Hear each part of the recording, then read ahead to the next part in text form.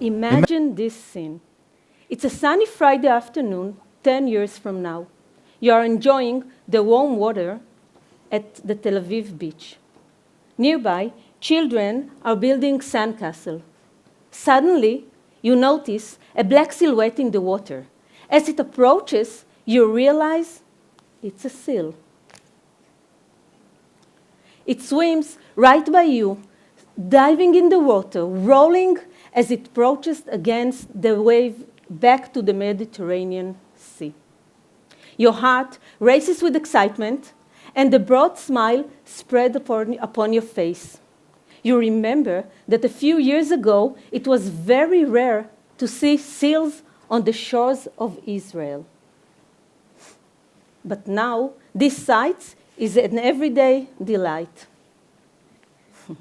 This seemingly utopian vision is exactly the vision that me and my friend at Delphis Association, an association that I established for the marine mammals in Israel, we had when we started the journey to bring back the monk seals to Israel.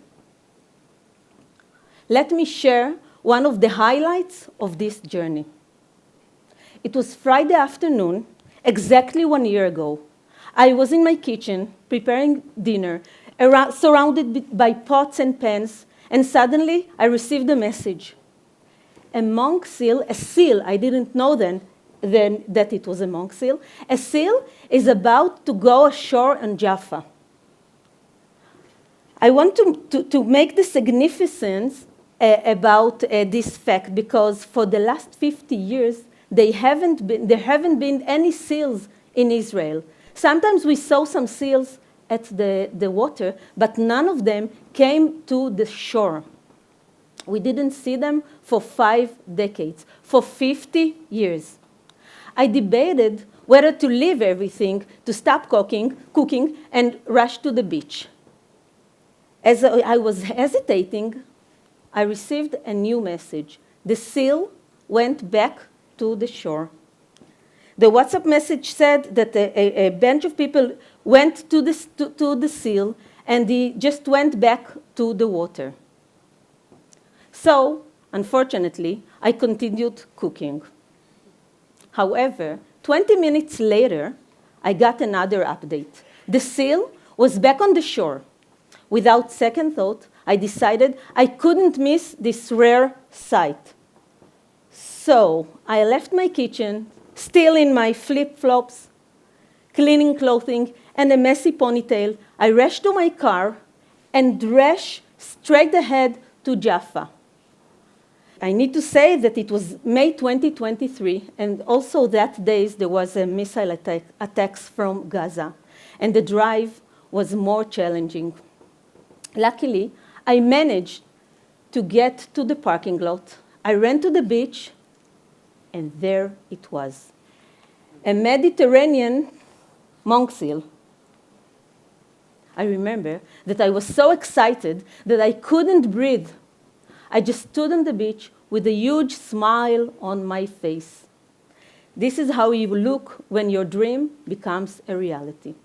At that moment, I didn't know if it was male or a female, nor did it have an Israeli name. I had no idea how this event will capture the nation's attention. Thousands of people, including my friend at Delphis, came to see the seal. Every media outlet in Israel covered the visit.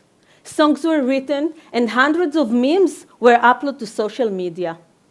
Live cameras were set up on the beach, and even during the missile attack, the news opened with a report about the seal.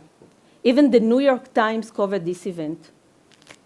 However, not everyone knew how to behave near a wild animal. Some teenagers, fearful, tried to get the seal go back to the water by throwing stones on them. Despite our effort to convince them to stop and give the seal a rest, let him rest at the beach, it was ignored. Then, my friend Mia had a brilliant idea. She approached the group leader and asked him why he was throwing stones. He said he was afraid of the seal. He was afraid he will bite him.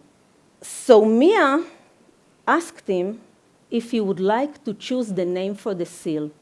The young boy, excited by the idea, said, "Really? You want me to choose her name?" And Mia said, "Yes." "So I will choose the name Yulia." I guess you know Yulia. From that moment, he became the protector of Yulia, urging everyone to give her space and let her rest. This moment made me realize that to successfully bring seals back to Israel, we needed more than just restoring their natural habitats in Rosh Hanikra. We needed a broad educational effort to reduce fear and foster a deep emotional connection with these magnificent creatures. The media attention and the excitement of the visitors, all eager to learn about those seals, confirm that Yulia's story drive the behavioral change we all needed with optimistic motivation. I asked myself, what is the best way to achieve this? The model I envisioned was inspired by an experience from my own childhood back in the 70s, when I participated in the national campaign to protect wildflowers in Israel. I remember sunny Saturdays filled with family hikes in the Ben Shemen forest, where we used to spend most of our time. The wildflowers were in full bloom, a breathtaking sight that inspired me to tell anyone who would listen, and even to those who wouldn't, that we must enjoy the flowers around us, but we mustn't pick them. I'm sure some of you in the audience recall posters with flower illustration decorating our classroom and learning spaces, and our childhood notebook decorated with the simple yet powerful slogan, "Go out to nature, but do not pick flowers. צא לנוף ואל תקטוף." What made this campaign so meaningful to me, so successful? In my view, it allowed me to easily connect with the nature around me, fostering a love for wildflowers, and instilling a sense of responsibility. By not picking the flowers, we ensured that everyone could enjoy them, and it worked. This success story from my youth served as a blueprint for our current efforts with the monk seals. Through simple yet profound education, we can create a lasting bond with nature, encourage a collective sense of stewardship. The best way to achieve this is through exciting and participatory education that fosters positive engagement with the environment. I developed an educational program for science and technology students in collaboration with the Ministry of Education, emphasizing the role of civic action in biodiversity conservation. Students learn about monk seals, their habitats, the reason for the decline. The program combines STEM skills with environment stewardship. Students build models of seal habitats, take photography of nature, and engage in the national effort to bring back the seals. They meet scientists, learn about real-time condition of seals in the Mediterranean, and the mostly important part, they contribute ideas that are considered in the conservation strategy. This active involvement creates meaningful learning experiences, fostering a sense of belonging and participation in a historic and national endeavor. They learned that through collaborative environmental action, positive change is possible. To create lasting change, we must educate with optimism. We must build deep, broad knowledge, and on that foundation, foster meaningful learning. As people learn more about this incredible creature, fear will turn to fascination, and the emotional connection will lead to protection. As Fatou Diom wisely said, in the end, we will conserve only what we love. We will love only what we understand, and we will understand only what we are taught. Let's strive to educate the next generation and inspire them, ensuring that our vision of a vibrant, seal-friendly coastline becomes a reality.